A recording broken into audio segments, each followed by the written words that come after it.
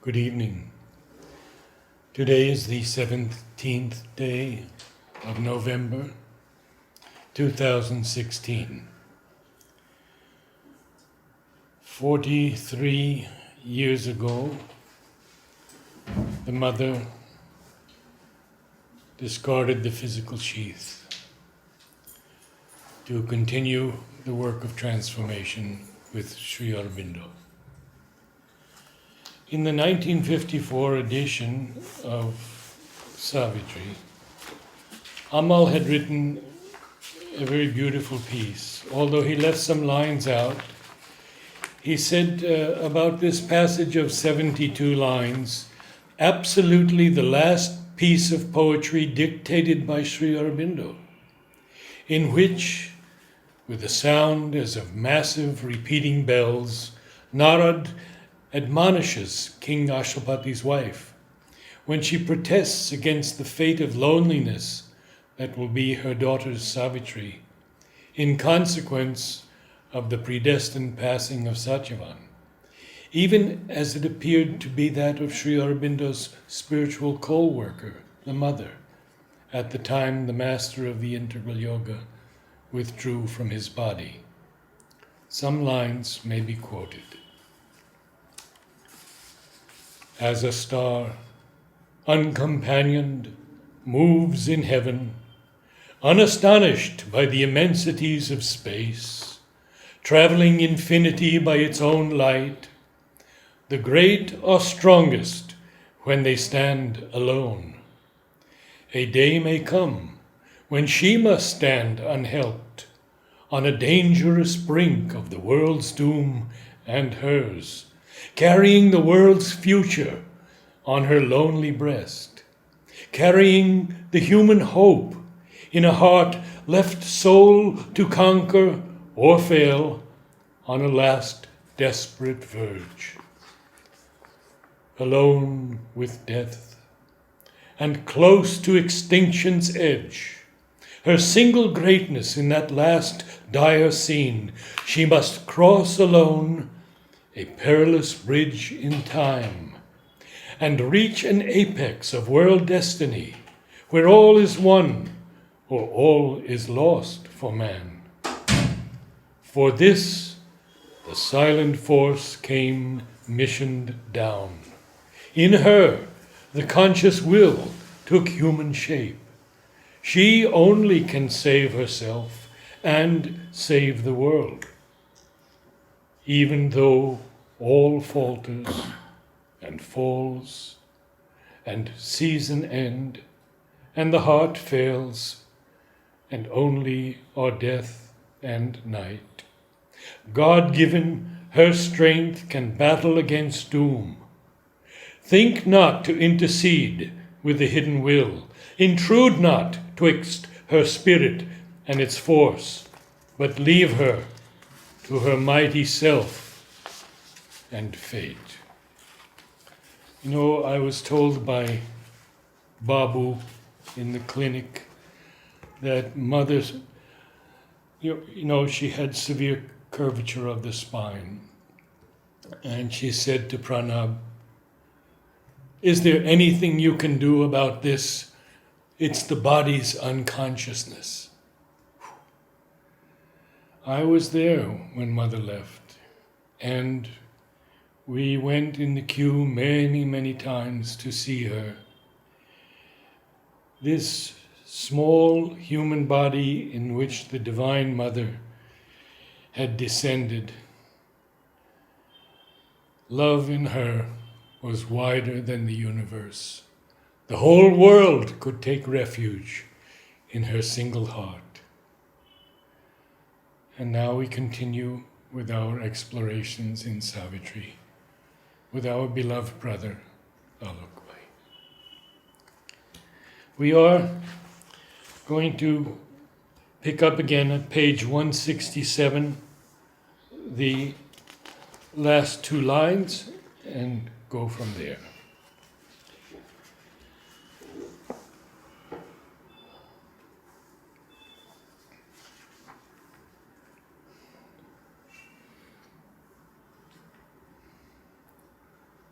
One of the first lessons in yoga and the last lessons of science is that don't be deceived by appearances. I suppose it very much applies to the mother's physical withdrawal. Because what we see and the way it is understood, I think human mind is very, very far from the kind of work that she has done. Just to share one, of course, I have recently written a whole longish article which will come in pieces on this aspect of our withdrawal. But very often we judge by the written word. Now, implicit within this is a presumption that whatever is written, that alone was going on. But very often, what is not spoken or what is not written, a lot more is going on there, and the divine, for her own reasons, does not want to reveal it. We are not ready for that revelation. So, very often, when people, based on readings from the agenda or notes on the way, draw conclusions.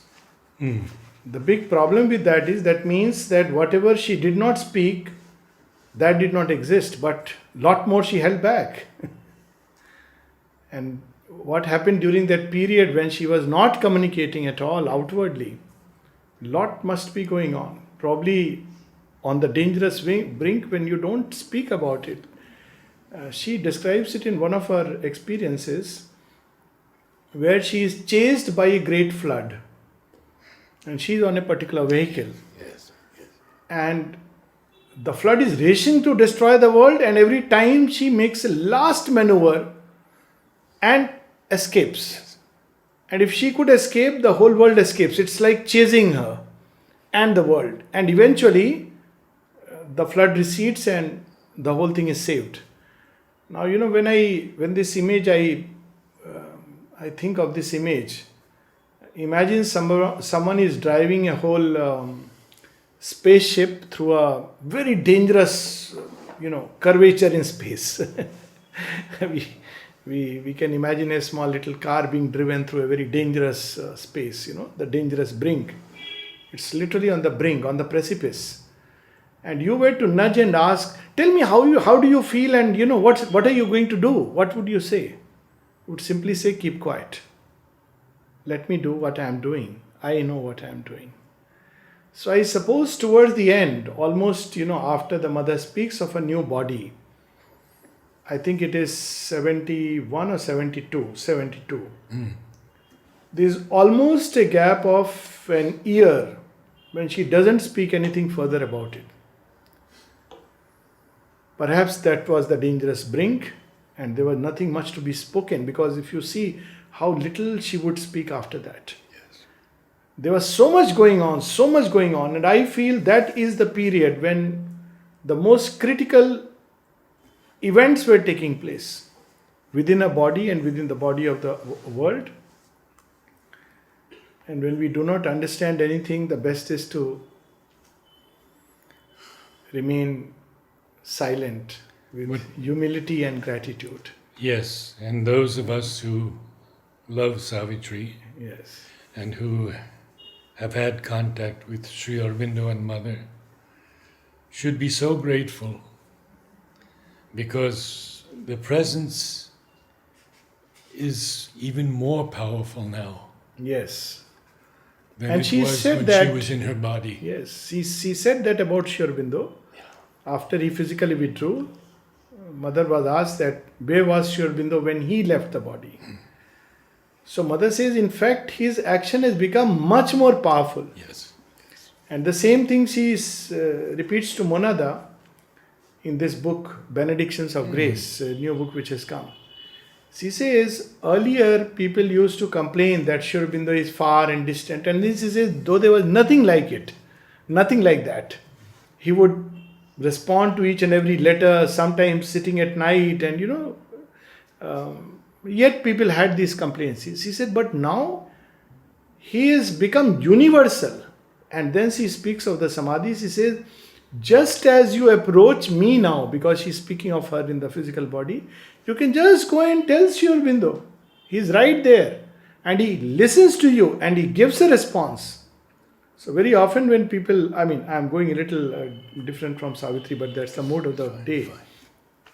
And we'll connect with it, that, people often say, but who will answer our questions? Well, when Sri Aurobindo answered questions, it was, people received it very often with the mind, and not that everybody who received the answer followed it, because he had to repeat the same answer again and again. They asked the same questions. So it's not that just because you receive a mental answer which we can mentally read. Second is that even when we receive it, people had doubts on that because they understood it with their own mind.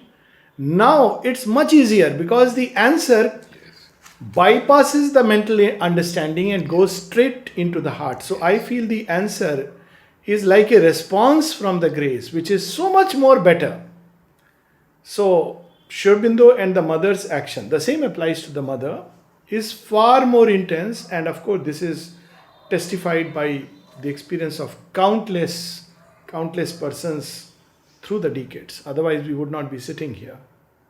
So this is my simple take. Not going into whether the supramental body is formed or not.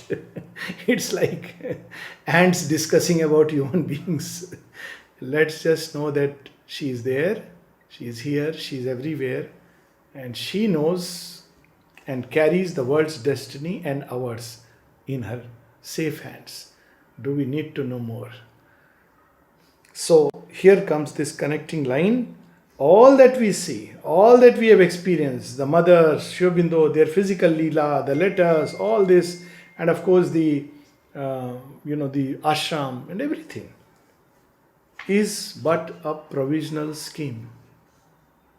Yet, was this only a provisional scheme? This is speaking of the little life and man's understanding. So even when they are there in the physical body, how much do we really understand? The story of Swami Sharananand, when he was blind in both eyes, and when he went for darshan, somebody asked him, you are going for darshan, you can't see, and Sri Aurobindo won't speak. So what is the meaning of it? He says, even if I had eyes, how much can I see? I am going so that their gaze can fall upon me. And that has been said also, we don't see Sri Aurobindo, Yes, he sees he us. sees us. So the same thing applies very much, because what we see, what we hear, what we experience, what we touch and feel is nothing but a schema, a provisional scheme. There is a greater truth hidden. A false appearance sketched by limiting sense. So when we use the word, hot body and a physical withdrawal, etc., etc., I would say, well, if for the rest of it we cannot believe our eyes and ears, how can we believe our eyes and ears when we are seeing? When Amal Kiran went to mother, this had to be given a press note on Sri Aurobindo's physical withdrawal. And the note read something like this: the mortal remains of Sri Aurobindo will be interred in the samadhi. Oh, yes. And the mother cut it off. She said there was nothing immortal about Sri Aurobindo. Each cell of his body is immortal and a living presence. Now, how will our mind understand it? So this is how mind's insufficient self-discovery, it doesn't even know itself. An early attempt, a first experiment. This was a toy to amuse the infant earth. So as long as we feel very proud about it, that with this we can know, with the senses I can see, understand. But knowledge ends not in these surface powers that live upon a ledge in the ignorance and dare not look into the dangerous depths or to stare upward, measuring the unknown. We cannot understand. 74, there is a vision of Nalnida where he writes, he is written it as a vision, where he sees the mother come and she says, just look at me. Yes. I am still the same. You can approach me just as you approached me. Human and divine. See, I have come in my new transformed body. This is how she says. And I am available to you just as I was before. So, how much can we really see and understand? So, we have to understand this that we don't understand. And very often I use this expression, illusion of knowledge is worse than ignorance. Because if there is ignorance, you have a chance to, get rid of it. But when we believe we know, it's very dangerous because we don't want to get rid of it. And the mind, unfortunately, gets into that mode again and again. So, what we should do? There is a deeper seeing from within, and when we have left these small purlieus of mind, a greater vision meets us on the heights, in the luminous wideness of the Spirit's gaze. That deeper vision we have to cultivate. There is no other choice for us. And in a way, I compare the mother's withdrawal particularly, or transformation, whatever way we want to call it. I'm not resisting the temptation to go into it because then, we'll just flow with it. Similar to what happened to Krishna when he withdrew from Vrindavan. Suddenly at midnight he went, and Sri Aurobindo recounts it as one of the most important 4 great events in the history of mankind. Oh, yes. And because Shri Krishna suddenly withdrew from Vrindavan, in the middle of that wonderful dance, it awakened in the heart of humanity through initially the gopis and the gopis love. Before that there was knowledge and everything else was there, Veda, Vedanta, Upanishads. But Krishna's withdrawal awakened streams of love because they longed, they missed, they couldn't anymore see, feel, touch the body of their Lord. And I think this whole process of their stepping behind is to awaken in our very physical being an aspiration for the divine. She was trying to implant it. We thought it just a playground where we go for exercises, being very frank, that we are building our bodies. Because she says that, people still don't understand. She was trying to awaken aspiration in the body. They thought, I am doing mother's work, great being. So this was a way. Now we want to see, hear, touch, feel, sense, and we can't. If at all there is a tragedy, it is this. I am talking of the gross outer, not the inner being. This body wants to touch the divine. How do you touch the divine? So it awakens an aspiration. You want to see her just like that. How do you see her? She had come within the range of her sight. Now she is just a step there, so that we can reach out to a point where we can see her supramental body. So here Sri Aurobindo is reminding us we have to grow into that greater vision and luminous whiteness. At last there wakes in us a witness soul that looks at truths unseen and scans the unknown, that all assumes a new and marvelous face. Here it is. There it is. All assumes. Probably we'll see her in everyone. New and marvelous face. That face, that glory, which was hidden behind the outer sheath. Once Huta asked Mother, as Huta would, "Are you truly the divine?" Mother smiled. She said, "Come back tomorrow." And Huta came back. She said, "Narad, I saw from here." Mother revealed for that one moment. Yes. She couldn't handle it. That's it. So now, maybe few centuries we have to grow, aspire till these eyes can reach, develop that range and ability to behold her supramentalized body. This is how. And it's necessary, because if she is right within our mortal range, we are too satisfied with this. We don't dig deeper inside. The world quivers with a God light at its core. Imagine, look at this expression, quivers, throbs, thrills. In time's deep heart, High purposes move and live. Life's borders crumble and join infinity. So, what is this scheme in which we live? All this which we have been reading about, the little life and human life,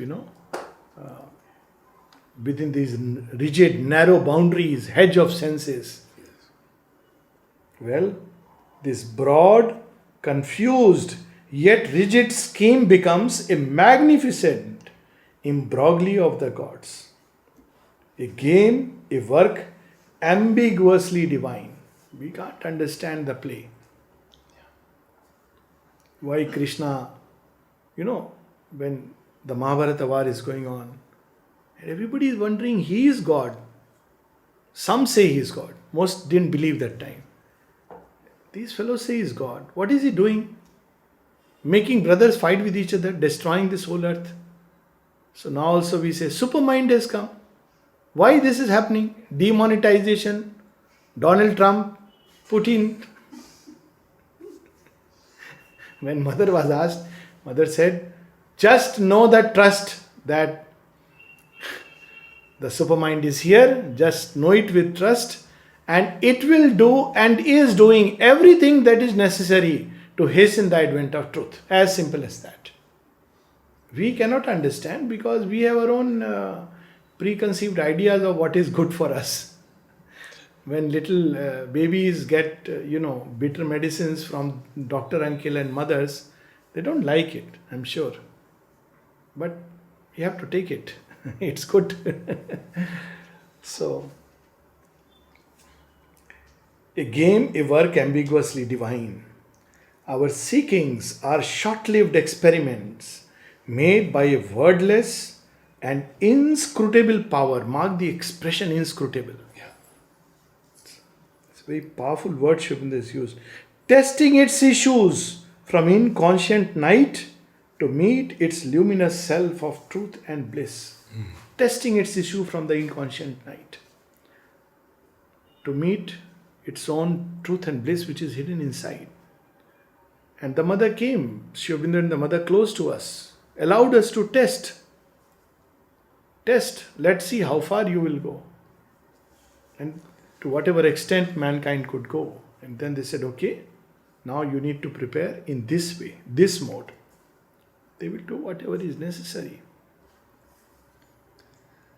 Well, Mother said, Sri Aurobindo said that those who were close to Mother weren't always the ones who were receiving something. Yeah.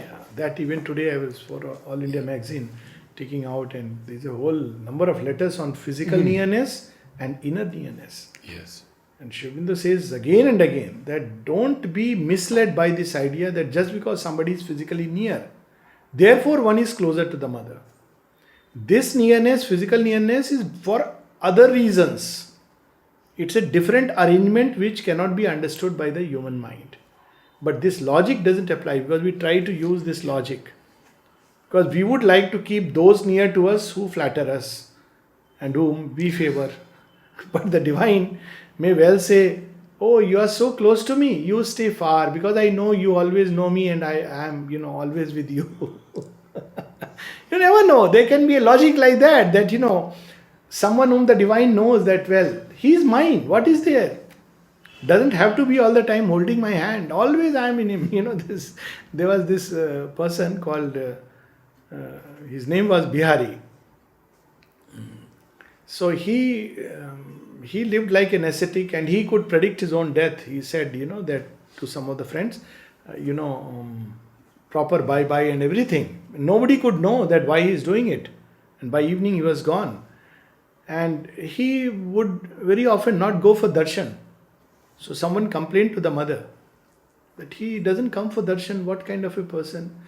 Mother said, no, I am always in him and he is always in me. He doesn't have to.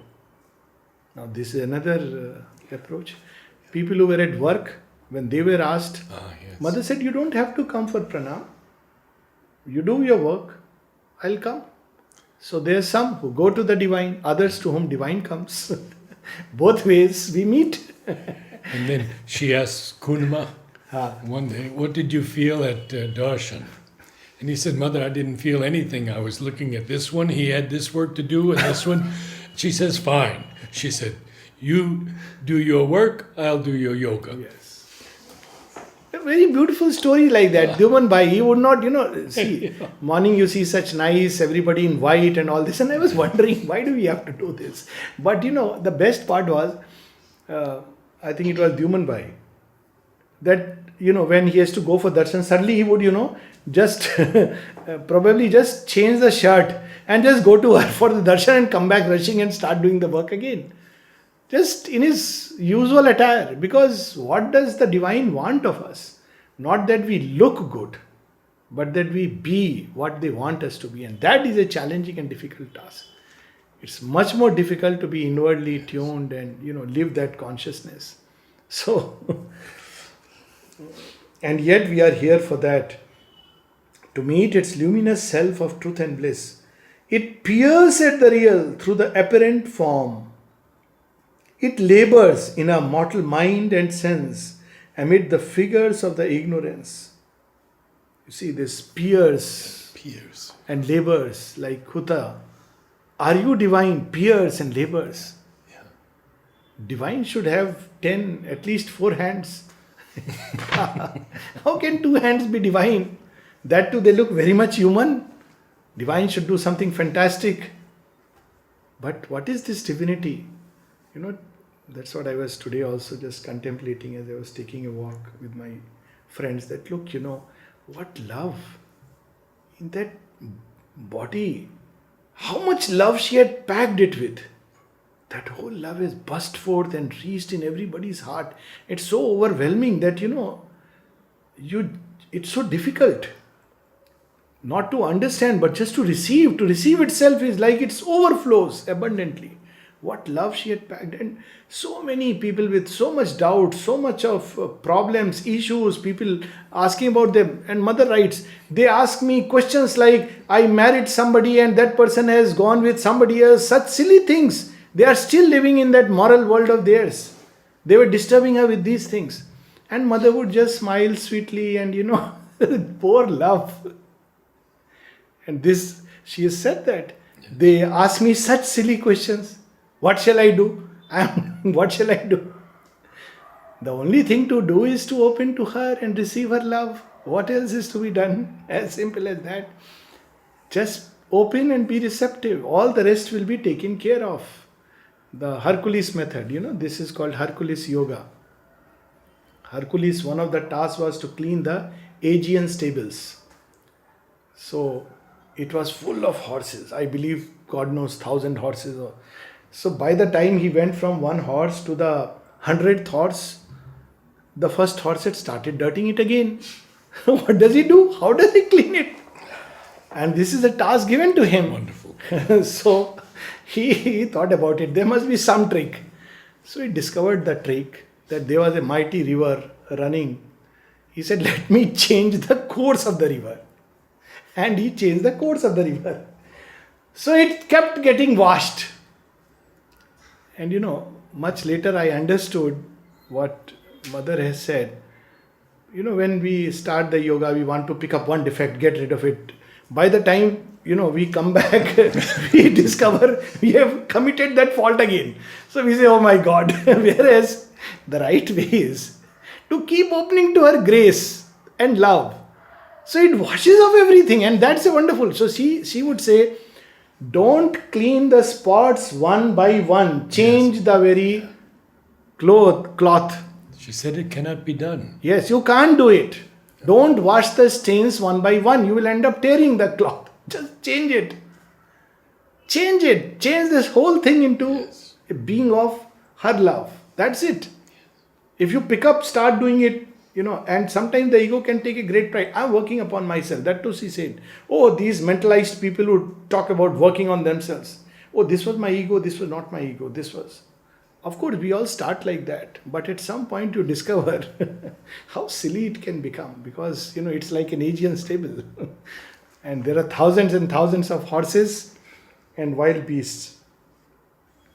It labors in our mortal mind and sense amid the figures of the ignorance. In the symbol pictures drawn by word and thought, it seeks the truth to which all figures point. Look at it. All figures point towards that truth. I'm reminded of this story of Dattatreya, a great yogi in Maharashtra and all over India. He's regarded as an avatar of Brahma, Vishnu, Mahesh, all the three. A great yogi. Somebody asked Sri Aurobindo also about Dattatreya and his yoga. Because there are things in his yoga which come like a close parallel to Sri Aurobindo's. Well, very far from one perspective, but anyways, people like to see comparisons. So, Dattatreya, when he was asked about his guru, he said, I have 24 gurus. What guru? He says, I have learned from a bee, so she is my guru. I have learned from a river, so he is my guru. So like that. And at one place he says, even a harlot is my guru. I have learned something from her. See, guru is everywhere. Mother is everywhere. Everything points. It's a figure pointing towards truth. Yes. Parents, what are they? Just a shadow of that divine parentage, and we are seeking them. So when physical parents go away, we should rather remember that my real parents forever who have given birth to both body and soul, we should remember them.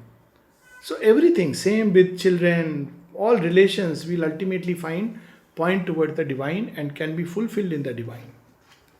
Every atom points towards that. Symbol picture. It seeks the truth to which all figures point. It looks for the source of light. With vision's lamp, it works to find the doer of all works. The unfelt self within, who is the guide? The unknown self above, who is the goal? That's all we need to know.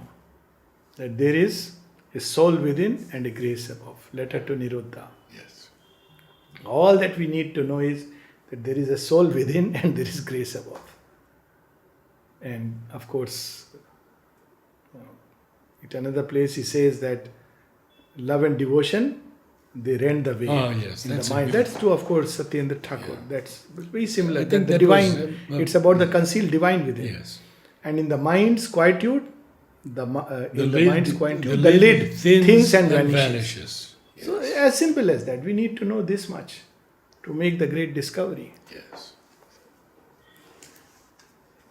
All is not here a blinded nature's task, and we make even the divine Leela as if it's a blind task. Oh, mother went away, this happened, that. Just imagine for whom we are saying. What do we understand of any of her actions? Why she was born, why she took a human body, and the Leela of the last day, the last scene, and we make our judgments. So, a word, a wisdom watches us from on high, a witness sanctioning her will and works, an eye unseen in the unseen vast. There is this eye. There is an influence from a light above. This eye unseen, of course, is the truth's own home. And it's described in the Vedas as the eye of Vishnu. Vishnu in the Puranas is a different deity, but in the Vedas is regarded as, Satyam Ritam Brahatam. So this is an eye, and it can actually appear in a vision also, an eye unseen. It's a glimpse, the door of the supramental, and it watches upon this whole world. There is an influence from a light above. And repeatedly, even about the yoga, Sri Aurobindo says, all at one place. Usually he would say, open to the mother. And at one place he says, all depends on whether you can open to the influence or not. Influence with a capital I. All depends on this. This whole yoga depends on this. It doesn't depend on intellectual brilliance and how many papers you can write on Sri Aurobindo, how many talks you can deliver, how many years you have spent in the ashram. Nothing. It depends on whether you can open to the influence or not. This one liner. All depends. So there is an influence. Look at with a capital I. There is an influence from a light above. There are thoughts remote and sealed eternities. Eternities. eternity of love, eternity of light, eternity of truth unfolding itself. So sealed eternities, each is a peak. So there are several absolutes, several peaks, each is an absolute in its own right. A mystic motive drives the stars and suns. And if that be so, then why not earth, the chosen place? So we should always stay at peace, not be disturbed by the world events, because we can try to understand it, which is good. If there is an inner opening, it will come. But not be disturbed, not despair. That shows lack of trust in the divine. If divine is there, then despair is absurd. If divine is not there, then existence is absurd. Logic, very simple. QED. If there is no divine, existence is meaningless, then why question such things? And if there is divine, then worry and despair about anything is absurd. Because he is there. In this passage, from a deaf, unknowing force to struggling consciousness and transient breath, a mighty supernature waits on time. The world is other than we now think and see. Our lives a deeper mystery than we have dreamed. Not only we have thought or conceived, even then we have dreamed. We don't know. See, so many of us, I wonder. And every one of us, I am sure, feels Mother's love and grace. Try to think logically why. No logic to it. All of us would be from external understanding defective pieces. Why picked up? Only the grace knows. No other way you can understand. So there is a mystery, this world, because the divine sees the inmost soul, which we don't see. This question was asked to Nalnida, why special grace to Arjuna? Other Pandavas, they were very nice people. One was truthful to a default. Another is a tapasvi like Bhishma. Vidur is a Mahatma. Such great people. Karna, generosity. Arjuna is only good in arrow shooting. Otherwise, his nature has all kinds of flaws. And he loves Krishna. That's his, he trusts Krishna. Whatever you tell me, I'll do it. But still, if virtues are a, sign of closeness to God, then certainly Arjuna was not the most virtuous. So Sri Aurobindo says, and Nalnida also reminds, says, it's because there is this being inside which the Lord sees, we don't see. We don't understand. So this is the real truth, a being no bigger than the thumb of man. That he will describes. Across, the world is other than we now think and see. Our minds are starters in the race to God. And we think it's the end. Our souls, deputed selves of the Supreme. This is what the divine sees. What is this soul bound to manifest? And he makes all experiences come which will help us in that direction.